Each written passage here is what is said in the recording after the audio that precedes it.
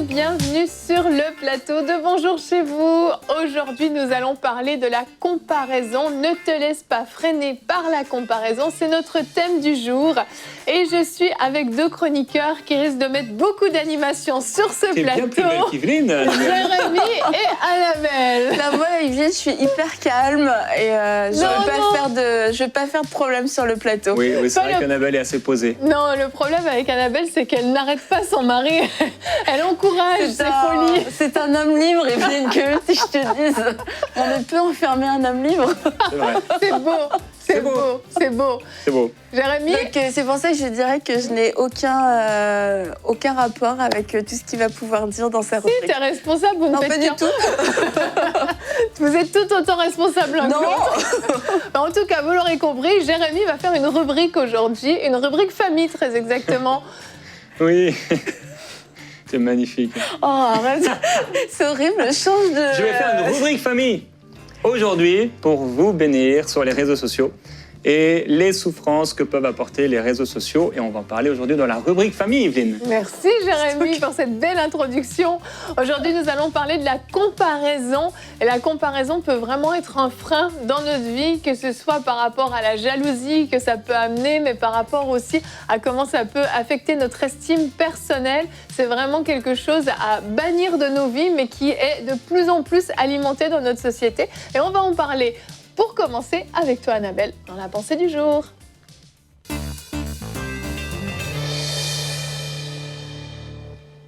J'aimerais vous raconter une petite histoire, parce que j'aime bien ça, et qui se trouve dans Jean, au chapitre 21. C'est l'histoire de Pierre et de Jean. Alors, Jésus ayant dit à Pierre... « Simon, fils de Jonas, m'aimes-tu plus que ceci ?» Il lui répondit « Oui, Seigneur, tu sais que j'ai de l'amour pour toi. » Jésus lui dit « Nourris mes agneaux. » À ce moment-là, Jésus est en train de dire à Pierre ce qu'il attend de lui, quelle était sa destinée, ce qu'il avait prévu pour lui, ce qu'il était appelé à faire. Grande nouvelle pour Pierre, c'est merveilleux, il a eu un bel échange avec Jésus, l'histoire pourrait s'arrêter là. Mais là, Pierre, plutôt que de dire « Oh mais Seigneur, comment veux-tu que je fasse? Est-ce que tu as des conseils à me donner? Penses-tu que je sois prêt ?» En fait, on va lire quelques versets plus loin, au verset 20, Pierre se retourna et vit derrière eux le disciple que Jésus aimait. Jean parle de lui-même à ce moment-là. Celui qui, pendant le souper, s'était penché vers Jésus et avait dit « Seigneur, qui est celui qui va te trahir ?» Et en le voyant, Pierre dit à Jésus « Et lui, Seigneur, que lui arrivera-t-il » Jésus lui dit « Si je veux qu'il vive jusqu'à ce que je revienne, en quoi cela te concerne-t-il ? Toi, suis-moi. » Et à travers cette histoire, on peut voir que la comparaison peut vraiment être une tueuse de destinée. La destinée de Pierre n'a pas été tuée, mais quand même, Pierre s'est arrêté, a été concerné par la destinée de Jean. Alors que Jésus venait de lui donner une parole tellement forte pour sa vie, « Toi, nourris mes agneaux », Pierre s'intéresse et lui, qu'est-ce qu'il va faire? Mais qu'est-ce que ça va être son rôle? Est-ce que tu l'appelles à faire quelque chose? Alors, je voudrais pas sonder les motivations de Pierre. Je ne sais pas dans quel état d'esprit il était. Mais nous, lorsqu'on fait ce genre de choses, quelquefois, c'est parce que on se demande est-ce que l'autre va avoir quelque chose de mieux que nous? Est-ce que j'aurais préféré faire ce que l'autre est appelé à faire? Et lorsqu'on rentre dans ce genre de réflexion, la comparaison devient vraiment une tueuse de destinée parce qu'on est plus concerné par la destinée de l'autre que par notre propre destinée. Et Pierre a reçu cette parole directement de Jésus pour savoir exactement ce qu'il allait faire jusqu'à la fin de sa vie. Alors si c'est pas ton cas, si tu n'as pas encore reçu cette parole, je t'encourage à chercher cette parole, à ce que Jésus puisse te dire lui-même voilà ce à quoi je t'appelle. Et si tu as déjà reçu cette parole pour ta vie, que tu sais ce à quoi Dieu t'appelle, attache-toi à cette parole plutôt que de tout le temps te retourner à droite, à gauche, devant, derrière. Et lui, et qu'est-ce qu'il fait? Comment il va le faire? Est-ce qu'il va plus vite? Est-ce qu'il va moins vite? Est-ce qu'il est plus grand? Est-ce qu'il est plus ci? Est-ce qu'il est moins ça? Parce qu'en fait, tu vas arrêter de courir ta course. Et Jésus lui dit, et lui répond, toi, suis-moi. En gros, ça voulait dire, ça ne te regarde pas ce que j'ai prévu de faire avec Jean, mais voilà, je te rappelle encore une fois ma parole, toi, suis-moi, occupe-toi de ta propre course, occupe-toi de ton propre chemin. Alors, je veux t'encourager aujourd'hui à renoncer à la comparaison et à entendre cette voix, la voix de Dieu qui te dit aujourd'hui, toi, pas l'autre, pas celui-là, pas celui d'à côté, mais toi, suis-moi et ne t'occupe de rien d'autre. Amen. Merci Annabelle. On va afficher tout de suite notre verset du jour. C'était ton verset de référence pour ta pensée. Jean 21 au verset 22. Annabelle nous a posé le contexte, c'est formidable. Jésus lui dit, si je veux qu'il demeure jusqu'à ce que je vienne, que t'importe ? Toi, suis-moi. Et effectivement, Annabelle, dans ta pensée, tu as développé en fait cette mentalité de vouloir toujours savoir et les autres se poser tout un tas de questions. Et j'aimerais vous lancer un petit défi là à la maison aujourd'hui. Imaginez un monde sans appareil photo, sans réseaux sociaux, sans email, sans courrier même, sans rien du tout. Imaginez un monde où vous êtes chez vous, vous connaissez les gens de votre village. Les gens pleurent. Les gens sont déjà en train de faire des crises d'angoisse. On m'a enlevé mon téléphone. Il y a juste les gens du village autour de vous qui vous connaissent et encore, ça s'arrête à peu près là. Et imaginez maintenant ce que vous êtes en train de faire pour le Seigneur actuellement dans votre vie. Est-ce que vous le feriez avec le même zèle, avec la même énergie ou pas? Est-ce que les motivations de vos cœurs dans tout ce que vous accomplissez, est-ce que c'est d'être vu, de pouvoir le partager, le raconter, ou est-ce que c'est parce que vous avez vraiment à cœur les personnes que vous entourez, que vous aidez, que vous aimez, avec qui vous passez du temps simplement juste pour les aimer? Et honnêtement, quand on se pose ce genre de questions, ça remet beaucoup de choses en question.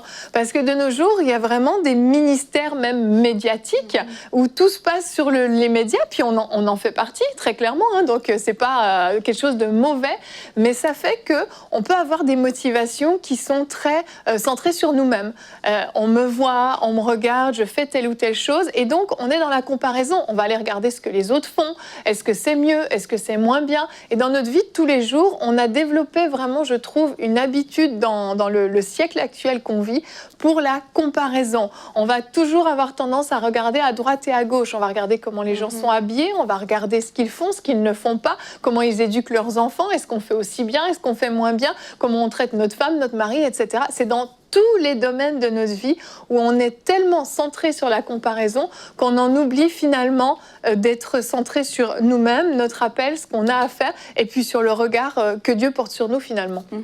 Et il y a quelque chose qui peut être un petit peu subtil, c'est l'inspiration. Et on va se dire, bah non, je m'inspire des gens, mais tout va être une question de motivation et de fruits. Qu'est-ce que, si vraiment c'est de l'inspiration, ça veut dire que ça te pousse à développer le meilleur de ce que Dieu a mis en toi. Tandis que la comparaison va souvent pousser à l'imitation, ou alors va pousser aussi à une dévalorisation. Et j'aime dire, j'aime dire comme une citation, que la comparaison me tue ou tue l'autre. Parce qu'en fait, forcément, si je me compare à quelqu'un, il va y avoir un gagnant. Soit c'est moi la gagnante, soit c'est l'autre. Et si c'est moi la gagnante, bah, ça peut amener en moi une certaine arrogance. Je fais mieux, j'ai mieux réussi, et c'est ce qui va me faire vivre, c'est ce qui va me booster. Mais de l'autre côté, si la comparaison n'est pas à mon avantage, bah, je vais vite me sentir dévalorisée, je vais vite me sentir découragée, et du coup, on perd toujours. La comparaison vient vraiment voler. J'ai dit tueuse ou voleuse de dessin, mais vraiment c'est quelque chose qui vient voler. Ça ne nous complète pas, ça n'apporte rien, ça pousse à la performance, ça pousse même à abandonner quelquefois parce qu'on se fixe des standards qui sont complètement énormes, et ça nous dévie de l'obéissance de Christ, de notre obéissance de notre obéissance. Et c'est vraiment faut faire la part des choses entre l'imitation, la comparaison et l'inspiration. Et quelquefois, on va un peu se voiler la face comme non, je ne juge pas, je constate ce genre de choses. Non, je veux rien dire de mal, hein, mais bon, je dis juste que bon, bah, c'est un peu pareil avec la comparaison et l'inspiration. La ligne est fine. Il faut vraiment veiller dans notre cœur à s'assurer, ok, ces gens-là peuvent m'inspirer, ils sont plus loin que moi, j'aime le modèle, j'aime les valeurs, j'aime ce qu'ils dégagent, mais maintenant je ne vais pas faire un copier-coller, puis je ne vais pas être déprimée parce que je n'ai pas leur vie. Tout à fait. Vous me regardez? Oui, on te regarde. Ah, d'accord. On se compare à toi. Non, ne le fais pas. Ne le fais pas, tu vas te sentir mal après. Tu veux parler? Oui, je veux bien parler. La parole est à toi, Jérémy. Merci. Pour officialiser toujours ce moment où Jérémy va prendre la parole. Je suis un gentleman. Tout à fait. Non, ce qui est important, c'est, et ce qui peut aider vraiment à ne pas se comparer, c'est toujours l'approbation divine. Et le fait de vouloir plaire à Dieu. Si on veut plaire à Dieu, si c'est vraiment ce qui nous motive, si c'est notre cœur, si on vit vraiment pour le Seigneur, c'est sûr qu'il y a tout un tas de choses qu'on ne fera pas, même si le monde va tellement vite et on peut être absorbé rapidement et poussé dans des choses qui sont futiles, mauvaises. Le fait d'avoir cette relation avec Dieu quotidienne et d'avoir toujours ce cœur de lui plaire, de lui être agréable, on veut son approbation, on veut lui plaire, c'est sûr que ça va éloigner beaucoup de choses, beaucoup de comparaisons, Quand on voit Jésus dans les évangiles qui est en train de dire à ses disciples, et ça n'arrive pas qu'une seule fois d'ailleurs, les 2 fois où ça arrive, il est en train de parler de ses souffrances à venir, des persécutions, et là, la Bible dit qu'à ce moment-là, une question se lève parmi les disciples, lequel est le plus grand ? Oui, c'est affreux. C'est terrible. C'est terrible comment, effectivement, quand on est tourné vers soi, le maître est avec eux, il est en train de leur dire qu'il va mourir, qu'il va souffrir, qu'il va être rejeté, etc. Et eux, ça fait se poser une question, mais c'est qui le plus grand ? Bon, il y a tout un contexte. Annabelle, si tu ne sais pas quels étaient ce qui animait le cœur de Pierre, moi je le sais. Je t'invite à lire Walk in Love 1, dans lequel j'en parle. Moi je ne veux pas, La course pour être le grand leader. Non, mais c'est sûr qu'il y avait un combat entre eux, c'est qui allait prendre la suite du ministère de Jésus. Et en tout cas, il y avait cette comparaison, on le voit à plusieurs reprises dans les évangiles. Et jusqu'à la fin des évangiles. Mais si vraiment leur cœur était d'être auprès du Maître et d'être auprès de Jésus et de vouloir plaire à Jésus, quand ton Maître, celui que tu aimes, te dit qu'il va souffrir, tu n'es pas centré sur toi normalement. Et dans nos vies, c'est souvent ça, on est souvent centré sur nous parce que peut-être on manque, et c'est sûr, on manque de ce désir d'approbation de la part de Dieu. Si on connaît cette approbation, si on en est conscient des réalités, du regard bienveillant de Dieu sur nous, ça va vraiment nous éviter de tomber dans des travers comme ça. Tout à fait. Et il y a quelque chose qui est très sournois avec la comparaison aussi, c'est l'échelle. Voilà. C'est sournois, c'est ça le mot. Ouais. C'est l'échelle de comparaison. Parce qu'en fait, je ne peux pas me comparer à toi, tu ne peux pas te comparer à moi, parce qu'en fait, on n'a pas la même vie à la base. On n'a pas eu la même éducation, on n'a pas le même appel, on n'a pas le même quotidien. On n'a pas la même taille. On n'a pas la même taille, effectivement. Tu vois, si je veux attraper quelque chose en haut, on ne peut pas se comparer. Voilà. On peut pas. Parce que je suis plus grande. Je veux juste clarifier les choses. On ne dirait pas sur le plateau, mais... Non, mais elle est plus grande que moi, de 20 cm, au moins. Mais en fait, on n'a pas la même endurance, on n'a pas les mêmes besoins. En fait, on est différents. Et le problème, quand on se compare, c'est que tout à coup, on veut se mettre sur une échelle commune. Et la comparaison est déjà complètement biaisée à la base. Je ne sais pas, quelqu'un qui travaille peut-être 50 heures par semaine et quelqu'un qui travaille 20 heures par semaine. Celui qui travaille 20 heures va regarder celui qui travaille 50, va dire « Ah, moi, je ne travaille pas assez, j'en fais pas assez. » Sauf qu'il a peut-être 3 enfants ou 4 enfants à charge à la maison. Celui qui travaille 50 heures va regarder celui qui travaille 20 heures, puis il va dire « Oh, mais il fait rien, il travaille pas. » Enfin, il y a vraiment toujours une notion, en fait, d'échelle de comparaison qui peut jamais être la même. Donc, forcément, c'est comme une balance qui est truquée. Elle indiquera jamais la bonne mesure. Et dans la comparaison, c'est impossible d'indiquer la bonne mesure. Donc, dès le moment où on veut comparer, on est déjà dans quelque chose qui n'est pas juste et on aura un reçu qui n'est pas le bon. Donc, déjà là, la comparaison, finalement, ne vaut rien. Tu voulais ajouter quelque chose, Annabelle, avant que... C'est fini. C'est fini. Tu avais quelque chose, j'ai l'impression. Je vais juste parler de Abba et Kaël. De Kaël et Abba. Ça va aller le coup, je savais que ça va aller le coup de te laisser parler. Abel et Caïn, quand Dieu n'a pas porté un regard favorable sur l'offrande de Caïn. Oui. Et en fait, plutôt que de chercher l'approbation divine, Caïn a eu ce regard de comparaison. Et ce qui l'a amené à détester son frère et ce qui l'a amené à tuer Abel.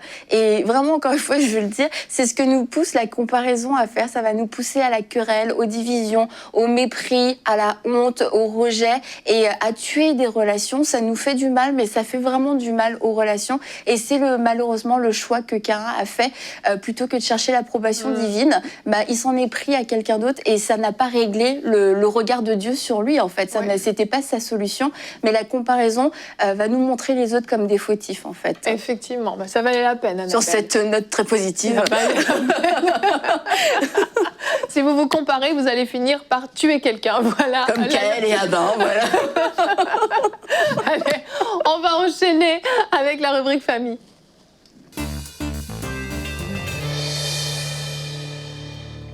C'est la rubrique famille. Et aujourd'hui, on va parler... Avec Jérémy. Les réseaux sociaux. Les réseaux sociaux, c'est quelque chose qui amène plusieurs personnes à souffrir de l'utilisation qu'on en fait, des conséquences qui peuvent être parfois dramatiques, puisque malheureusement, certaines personnes vont même se suicider parce qu'elles ont vécu des choses terribles sur les réseaux sociaux. Et aujourd'hui, on veut prendre ce petit temps pour vous encourager à bien utiliser les réseaux sociaux. Et la première chose que je veux dire sur ces réseaux sociaux, donc on pourrait parler de Instagram, de Facebook, de TikTok, etc. Il y en a plusieurs. Il y en a des plus méchants, entre guillemets, que d'autres, dans le sens où il y a vraiment des réseaux sociaux, on se demande pourquoi ils ont été créés, parce que c'est l'apologie de la sexualité, etc., dans le mauvais sens, de manière négative. Et la première chose que je peux dire, c'est que les réseaux sociaux sont sous la puissance du malin. La Bible dit « Nous savons que nous sommes de Dieu et que le monde entier est sous la puissance du malin. » Alors, on doit vraiment être conscient que les réseaux sociaux, c'est la vitrine du péché. C'est la vitrine du péché, c'est la vitrine du monde, c'est la vitrine de tout ce qu'il y a de plus sale, de plus mauvais, de plus souillé, de plus corrompu. Maintenant, on le sait, c'est aussi parfois, lorsque c'est bien utilisé, la vitrine des choses qui sont bonnes, comme le partage de l'évangile, etc. Mais d'une manière générale, comme le monde, il gît sous la puissance du malin. Et donc, il faut en être conscient, c'est le reflet de la chair, des cœurs, et puisque ces réseaux sociaux gisent quelque part sous la puissance du malin, ça va forcément créer des actions charnelles si on ne veille pas, en fait, et si on ne fait pas attention à ce qu'on utilise. Il faut être conscient de ce qu'on utilise et de la puissance des réseaux sociaux. À la piscine, qu'est-ce qu'on fait? On nage. Devant un paysage, on le contemple. Mais sur les réseaux sociaux, on regarde et on se fait regarder. Et du coup, il faut vraiment, vraiment faire attention. Les réseaux sociaux encouragent en fait la chair, encouragent le péché, encouragent toutes sortes de choses qui sont contraires à la bienséance et à ce que le Saint-Esprit pourrait nous pousser à faire. Dans 1 Jean, chapitre 2, verset 15, Jean dit, on en a parlé tout à l'heure de Jean, « N'aimez pas le monde, ni les choses qui sont dans le monde. » Si quelqu'un aime le monde, et ça c'est une parole qui est difficile, mais si quelqu'un aime le monde, l'amour du Père n'est pas en lui. Car tout ce qui est dans le monde, et on pourrait dire tout ce qui est dans les réseaux sociaux, la convoitise de la chair, la convoitise des yeux, l'orgueil de la vie, le fait de montrer, etc., ne vient pas du Père, mais ça vient du monde. Et le monde passe et sa convoitise, et les réseaux sociaux bien sûr également, mais celui qui fait la volonté de Dieu demeure éternellement. Donc, si je suis sur les réseaux sociaux, il faut que je puisse, sur les réseaux sociaux, accomplir la volonté de Dieu. Il faut que si Dieu était avec moi, et il l'est en réalité, qu'il puisse approuver chaque post, chaque publication, chaque chose que je fais, chaque chose aussi que je regarde, parce que ce n'est pas seulement les choses qu'on va poster, mais aussi les choses qu'on va regarder. Et donc, deuxième point, regarde-moi, car je suis trop belle ou beau, selon si vous êtes une femme ou un homme.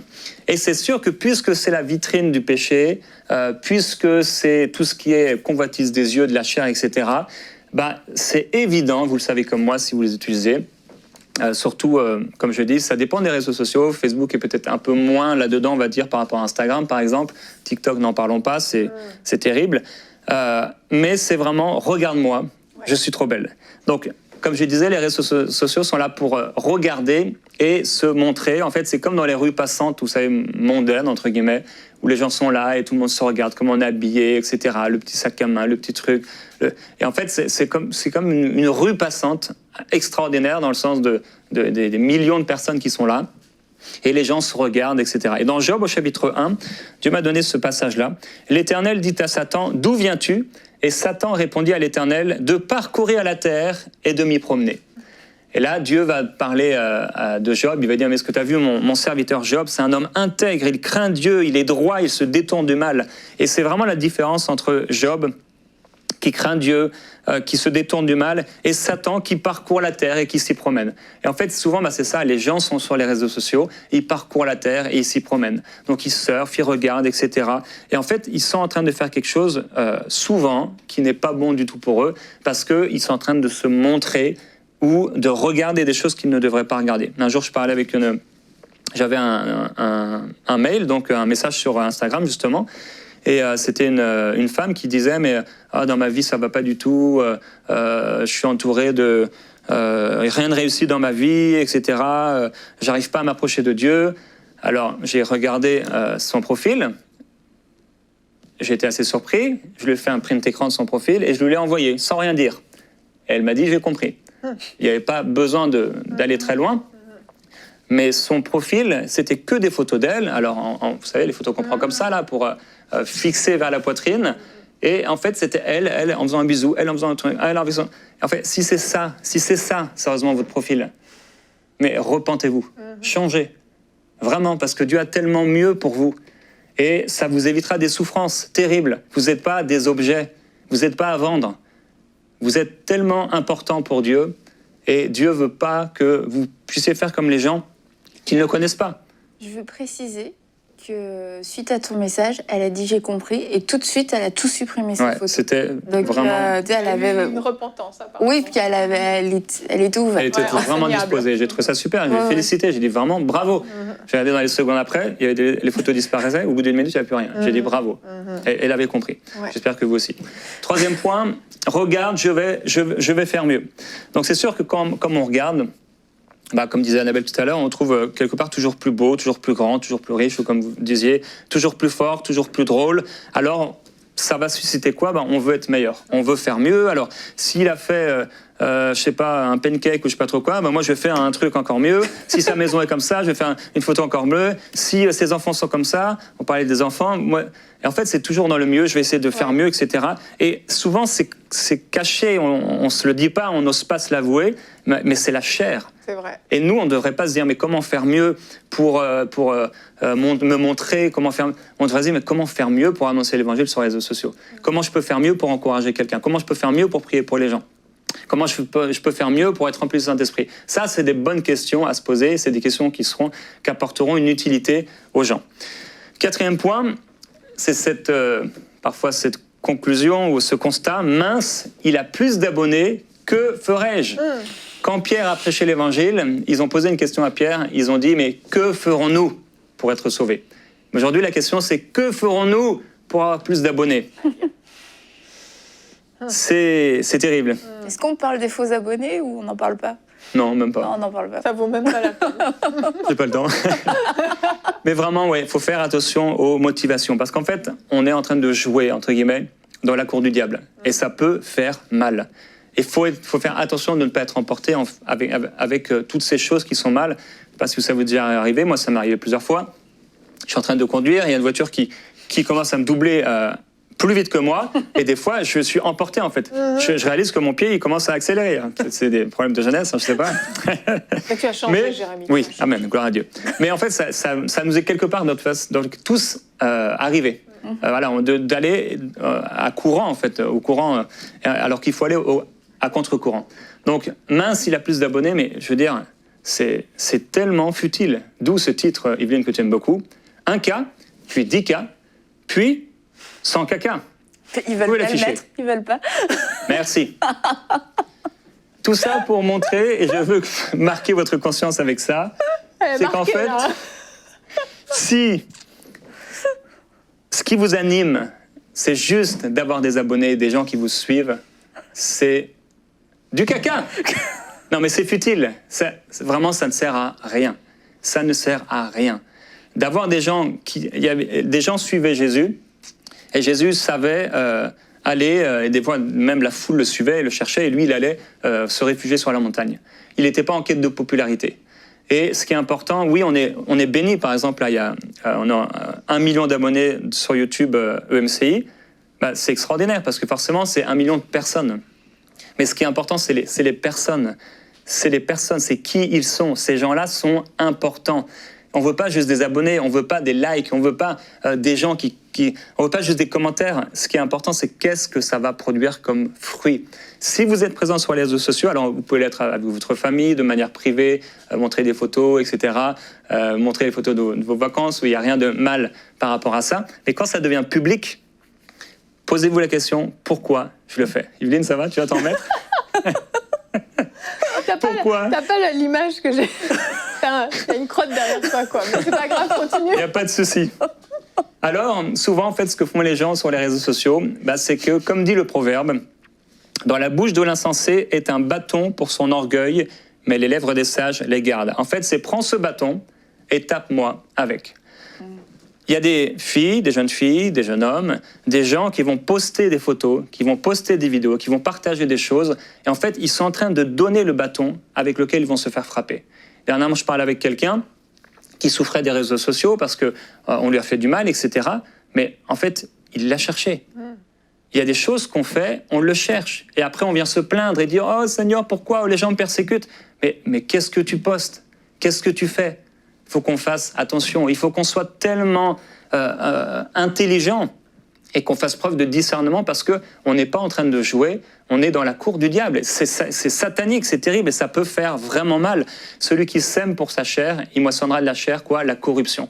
Par contre, si vous semez, si vous utilisez les réseaux sociaux pour la gloire de Dieu, qu'est-ce que vous allez récolter? La Bible dit la vie éternelle, des bons fruits. Alors servez le Seigneur sur les réseaux sociaux et qu'on puisse diminuer et que lui, il puisse grandir à travers nous. On peut être un modèle, on peut être un exemple.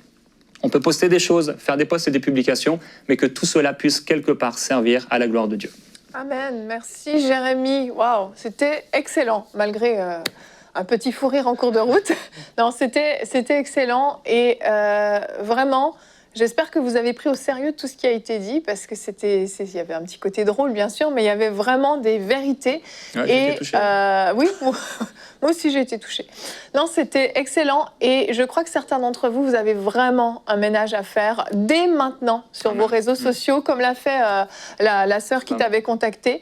Je crois vraiment que c'est le moment et attendez pas demain. Faites-le tout de suite. Cette émission arrive à sa fin. Vous prenez votre téléphone et vous allez aller faire un gros ménage parce que c'est nécessaire. Et vous allez sonder vos motivations. Et si vous réalisez que vos motivations sont mauvaises, supprimez carrément votre compte. Ça va faire mal. Hein. Ça va faire mal de supprimer votre compte. Ouais, mais j'ai tellement travaillé pour avoir tellement d'abonnés. Et alors, en quoi ça compte? Quelle valeur ça a, ces abonnés? Si vous êtes en train de perdre votre âme dans ces réseaux sociaux, mais supprimez. La Bible dit d'arracher son œil si c'est une occasion de chute. Eh bien, supprimez votre compte si c'est une occasion de chute. C'est très sérieux, ce thème qu'on a abordé de la comparaison. Ça crée vraiment un vrai fléau planétaire. Et on est tous concernés, on a tous notre part à jouer. Et si vous devez arrêter les réseaux sociaux pendant un certain temps, prenez la décision de le faire. Vous pourrez peut-être reprendre plus tard. Et même si vous ne reprenez pas, je vous assure, vous allez survivre sans réseaux sociaux, j'en suis convaincue. Merci à vous deux pour cet excellent thème qui était très important. On se retrouve demain, nous allons parler de comment discerner quand je dois jeûner. Peut-être jeûner des réseaux sociaux, ce serait un bon début en tout cas. Et Aurélie va faire une rubrique conseil du coach, développer une discipline pour le jeûne. On se retrouve demain, merci de nous avoir suivis et bonjour chez vous.